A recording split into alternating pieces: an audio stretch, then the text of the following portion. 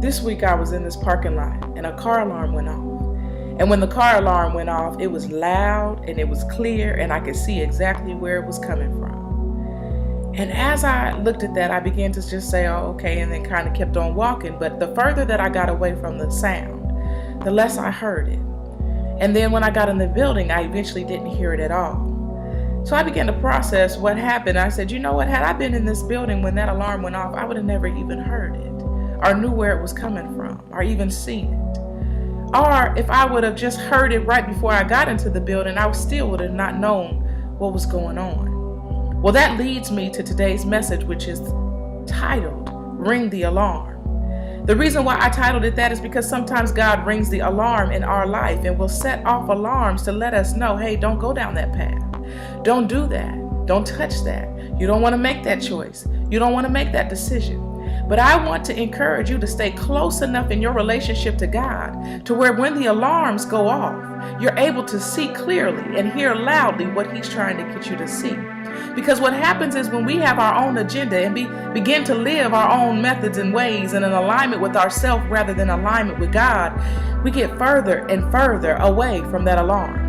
We get closer to what we want to do rather than closer to what God wants to do. And when He's trying to warn us or stop us or ring that alarm in our lives, sometimes we may reach a space where we're in a building or in a space that we can't even hear that alarm.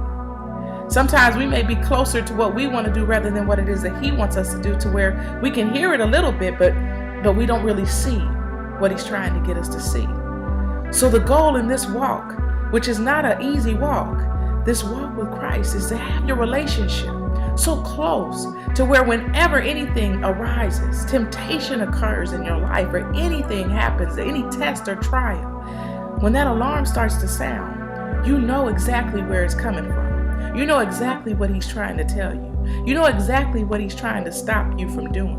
And your flesh stays in subjection and your spirit grows and intensifies. See, in 1 Corinthians 10:13 of the New Living Translation, it says, there is no temptation in your life that is different than what other people have gone through. God is faithful. And it says that He will never allow temptation to be more than you can bear. And that when you are tempted, He will always give you a way out so that you can endure. What you have to realize is that God is always going to ring that alarm to give you a way out. No matter what your temptation is, no matter what your test is, no matter what your issue is. Basically, the beginning of 1 Corinthians 10:13 is saying, there is no temptation that not any man has gone through. All men go through something. All people go through something. Everybody has an issue. Everybody has something that they're dealing with. Everybody has that time where maybe they want to go off on somebody, or they want to sin, or they want to do something that they know is not right, or they want to do things that are not right. But the goal is to stay closely in connection, in relationship with God, so that when you reach those moments where your flesh is trying to get the best of you, you have the ability to hear and see the alarm going off and saying, no, no, no, here's your way out. This is the way you want to go. This is what you want to do, so that you can withstand and endure no matter what comes your way. So stay strong in your walk with Christ. Stay close in your relationship. You don't want to get to the place where you don't hear the alarms at all in your life. You don't want to get to the place where you're so in your own vision and in your own space that you don't even see the way out.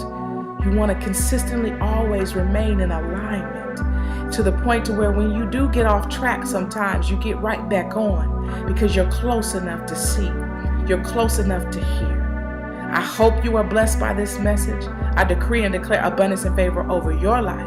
And I pray that everyone's relationship grows and intensifies, so that you will always be in a place where when your flesh tries to outdo, that your spirit will always be victorious and win and move in the direction that it needs to go to endure.